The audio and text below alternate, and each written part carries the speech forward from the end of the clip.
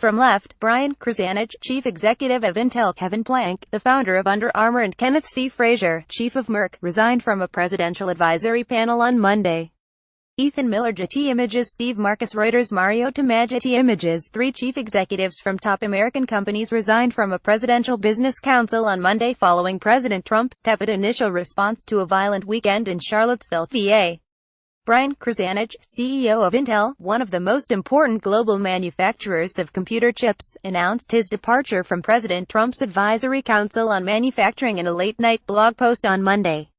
The decision followed similar moves from Kenneth C. Frazier, the chief executive of drug maker Merck, who was the first executive to leave the advisory group on Monday, and Kevin Plank, the founder and chief executive of athletic apparel maker Under Armour, who also announced his decision on Monday evening.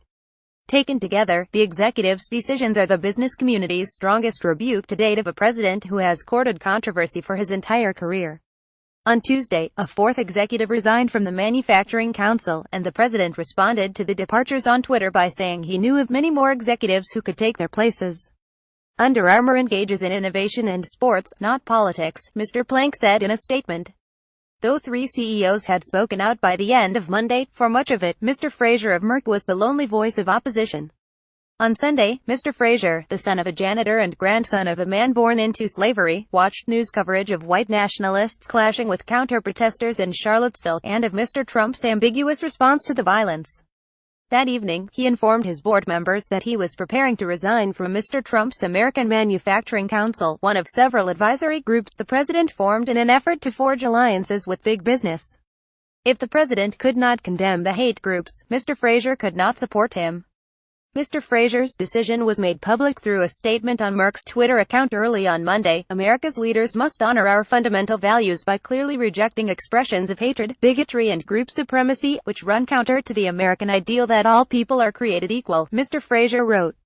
As CEO of Merck, as a matter of personal conscience, I feel a responsibility to take a stand against extremism. The decision seemed certain to draw the ire of a president famously sensitive to personal slights. Sure enough, Mr. Trump lashed out at Mr. Frazier on Twitter less than an hour later. Now that Ken Frazier of Merck Pharma has resigned from President's Manufacturing Council, he will have more time to lower rip-off drug prices, he wrote. The president continued to criticize the drug maker later in the day, writing on Twitter, Merck Pharma is a leader in higher drug prices while at the same time taking jobs out of the U.S. Bring jobs back, lower prices for most of the day. Even as Mr. Trump took aim at Mr. Frazier, dozens of other chief executives who have agreed to advise the president remained silent. None aside from Mr. Frazier criticized the president's initial response to the ugly episode, in which a woman was killed. And none came to Mr. Frazier's defense after the president attacked him on Twitter. The muted response was a reminder that although big companies are increasingly willing to take public stands on many contentious social issues, they also covet their access to a business-friendly White House and are being careful not to jeopardize their relationship with the president. I'm sure that corporate leaders feel some reticence to speak out because they're afraid of being attacked by the president by name, said Michael Strain, an economist at the conservative American Enterprise Institute. It was only late on Monday that other CEOs followed Mr. Frazier's lead. Mr. Plank was first. Hours later, Mr. Krzanich issued his statement, I resigned to call attention to the serious harm our divided political climate is causing to critical issues, including the serious need to address the decline of American manufacturing, Mr. Krzanich said. Merck did not respond to either of the president's Twitter posts and declined to make Mr. Frazier available for an interview, but within the company, he appeared to have the support of his board. Anytime someone stands up and does something brave, rather than wimping out, sure, there is a risk, said Thomas Archek, a Merck board member who was among those that Mr. Frazier contacted Sunday night.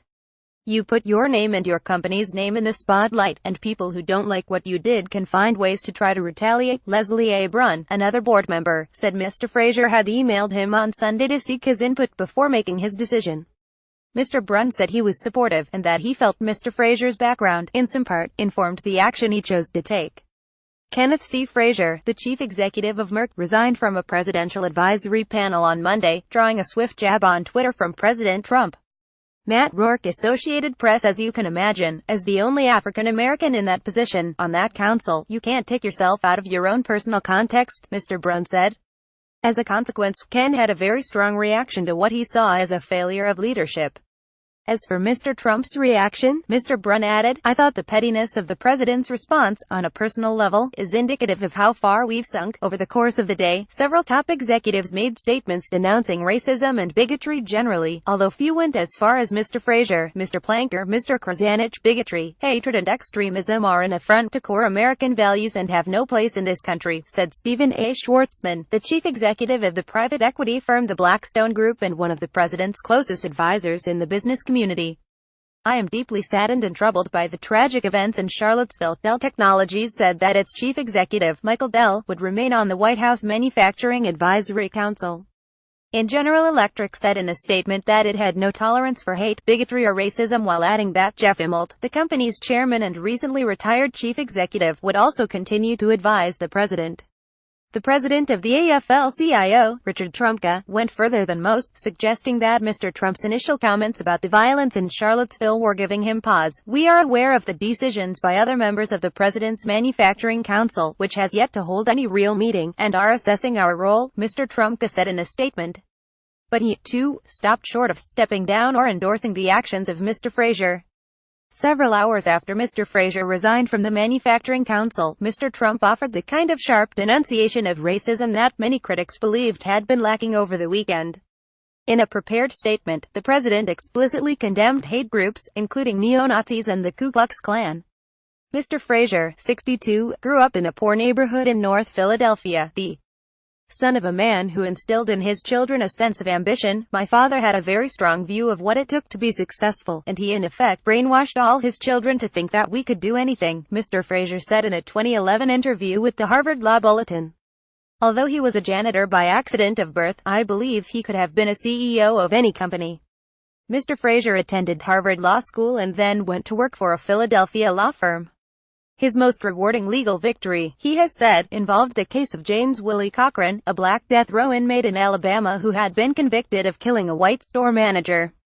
Mr. Fraser and his colleagues determined that Mr. Cochran, who was known as Bo, had been convicted on shoddy evidence. After a years-long legal battle, they secured him a new trial. He was acquitted in 1997. In a 2004 article Mr. Fraser wrote about the case for the University of Toledo Law Review, he said race had clearly played a role in Mr. Cochran's conviction. "It became obvious that one of the major factors contributing to Bo's conviction centered around the fact that each of his jury trials was distorted when viewed through the lens of race," Mr. Fraser wrote. Although some maintain the criminal justice system is colorblind, the reality is that race plays a substantial role in the judicial process. Mr. Fraser also had corporate clients, including Merck. In 1992, he became general counsel of a Merck joint venture. He went on to lead the drug maker's public affairs group and eventually held several other executive positions before becoming chief executive in 2011. Roy Vagelos, a former chief executive of Merck, recruited Mr. Fraser to join the company and said he had made the right decision by acting on his conscience. "He is always smart, always ethical and repeatedly makes the right decisions," Dr. Vagelos said in a statement provided by the pharmaceutical company Regeneron, where Dr. Vagelos serves as chairman. "I applaud his decision to step down from the council this morning." Mr.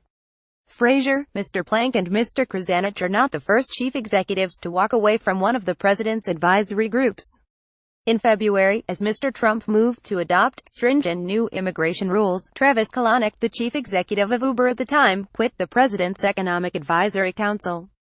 And after the president said he would withdraw the United States from the Paris Climate Accord, Elon Musk, Tesla's chief executive, and Robert A. Iger, Disney's chief, stepped down from the president's Strategic and Policy Forum. "I don't think when corporate leaders sat on councils and commissions in the Bush or Obama administration, that they were in some way worried that their public reputations were affected by that service, one way or the other," said Mr. Strain of the American Enterprise Institute. But, he added, in the wake of Mr. Trump's initial reluctance to condemn the white nationalists in Charlottesville, it was understandable that a top executive like Mr. Fraser might feel the need to distance himself from the president. "It's not surprising to me," Mr. Strain said, "that we saw a corporate leader say, 'I know what happened over the weekend had nothing to do with manufacturing or pharmaceuticals, but I don't want to be associated with it in any way.'" Correction: August 14, 2017. An earlier version of this article rendered incorrectly part of a statement from Merck. The company said America's leaders must honor our fundamental values, not fundamental views. Patricia Cohen, Kate Kelly and Steve Lohr contributed. Reporting. Follow David Gels at Gels and Katie Thomas at Katie_Thomas on Twitter. A version of this article appears in print on August 15, 2017, on page B1 of the New York edition with the headline Under Armour and Intel CEOs follow Merck chief quitting panel in rebuke to Trump.